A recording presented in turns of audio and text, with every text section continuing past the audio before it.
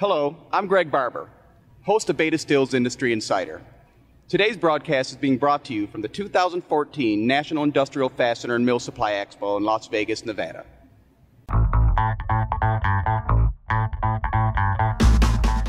Today's first guest is Jim Bannister, co-owner of the National Industrial Fastener and Mill Supply Expo. Jim, congratulations on another successful show. Well, thank you, Greg. We're pretty proud of it. This being our 33rd show since we started it back in 1981. And we set a record with this show with 823 booths. That makes it the largest show that we've ever had in its entire history. Oh, that's fantastic. Well, Jim, what is the National Industrial Fastener and Mill Supply Expo, and what value does it bring to its exhibitors and attendees? The National Industrial Fastener and Mill Supply Expo originally began as just the National Industrial Fastener Show. And along the way, I'm going to say maybe about 6 years ago, we decided to tack on and Mill Supply Expo because we saw a need to expand beyond the traditional fasteners into other items, products, and services that distributors might want to sell to their customers, such as hand tools, safety supplies, maintenance items for the plant maintenance items, stuff like that. So we expanded it to call it and Mill Supply Expo. But we started the show originally in 1981 as a marketplace where, buyers and sellers of ferrous and non-ferrous fasteners could get together. And it has grown every year exponentially since the beginning. Well, this show started in 1981. In 1981, there were no social media sites or internet. In a world dominated today with social media and internet marketing, what keeps the face-to-face interaction and the personal experience at expos like yours appealing? Well, that's a great question, Greg, and it's been talked about at various industry meetings such as the International Association of Exposition Management. People say, well, maybe the trade show's disappearing. Maybe it'll no longer exist because we've got all these virtual trade shows and Facebook and Twitter and LinkedIn and everything. But the fact of the matter is that people still like to meet people face to face and what they call press flesh. They like to shake hands and renew acquaintances, reaffirm relationships, and make new ones.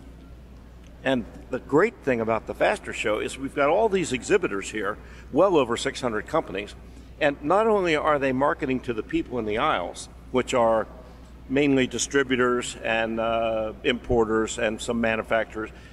The neat thing about it is these people also do business with each other. So there's cross-selling among the exhibitors.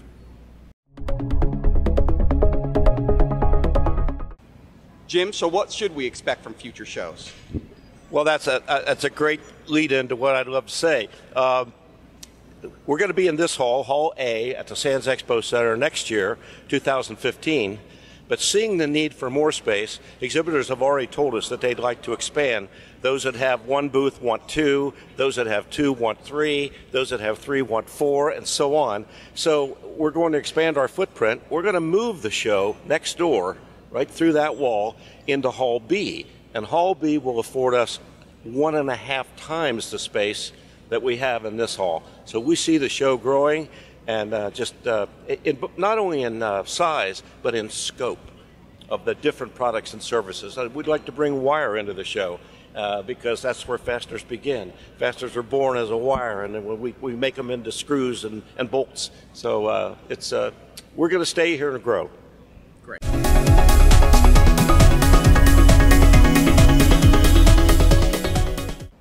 I'd like to introduce our next guest, Ted Shibo to B&D Cold-Headed Products. Ted, thank you for joining us. Thank you very much for inviting me to do this little interview. Well, Ted, give us a little bit of history of B&D Cold-Headed Products. Well, I'm sales manager for B&D Cold-Headed Products. We're a full-service manufacturing company servicing lots of OEMs and distributors. We specialize in bolts that range in size from 1/2 inch to 1 1/4 inch in size up to 8.5 inches diameter. We specialize in wheel bolts and double-ended studs, hex bolts, hex flange bolts. And the company was founded in 1970 with a single machine in Al Doyle's garage. And from that inception in 1970, it's grown to what it is today, a multi-million-dollar company with 2 buildings under about 125,000 square feet. Do you guys do anything for the passenger automotive industry? No, we do service the automotive industry, and as everybody knows, it's growing leaps and bounds this year. But our primary focus is the heavy-duty truck market, Class 8 trucks. Okay. How was 2014 for you guys? Right now, we're booming. Since January, our orders are up. As we know, the truck market is up about 25% in truck sales and trailer sales. So we've supplemented that. We had a great year. We foresee that 2015, this will carry all the way through the 15 and into 16 right now. Good or bad, what do you see impacting B&D? A great impact for B&D. Our orders are up about 20% right now. We anticipate growing another 5 to 10% in 15 and another 5% in 16. Great. We're sitting here at the Fastener Show. B&D has been a long-standing exhibitor. You guys have a very beautiful booth, right at the front door. What value does this show bring to B&D? This show is excellent for us. It's a prime show, and we put all of our resources into putting this show on. We bring about 8 people out here. We have a great booth. Everybody should stop by and see it, booth 1603. Yeah, but we really cultivate about 120 real leads from this show, and then from that we probably get about 30 to 40 primary opportunities from this show.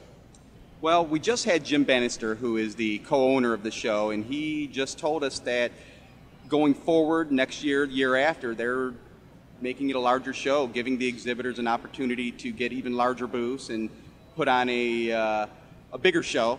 Should we expect anything different out of B&D for future shows? Well, we'll be here. Our presence will be known for sure. We have the first booth coming in the door, and every year we do something a little bit different just to enhance it and make it a bigger, better presentation so it catches everybody's eye when you walk in. Great. Well, Ted, thank you for joining us. Thank you again.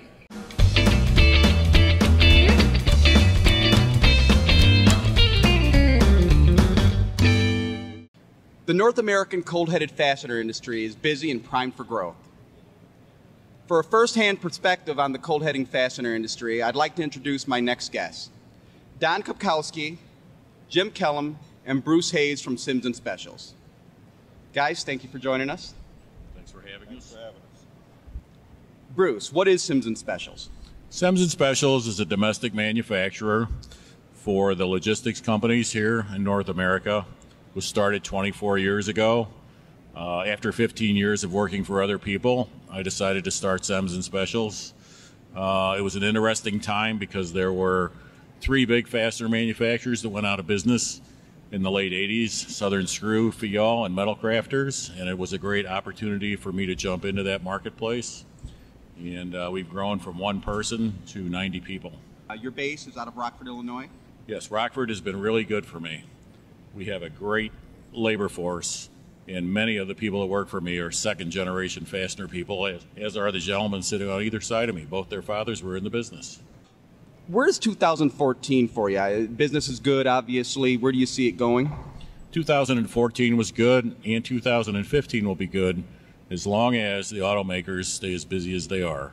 Even though we don't supply automakers, we have a lot of competitors that come into our marketplace when the automotive business is slow. So if we keep building automobiles in this country at the rate we're building them, we'll be very busy for 2 years.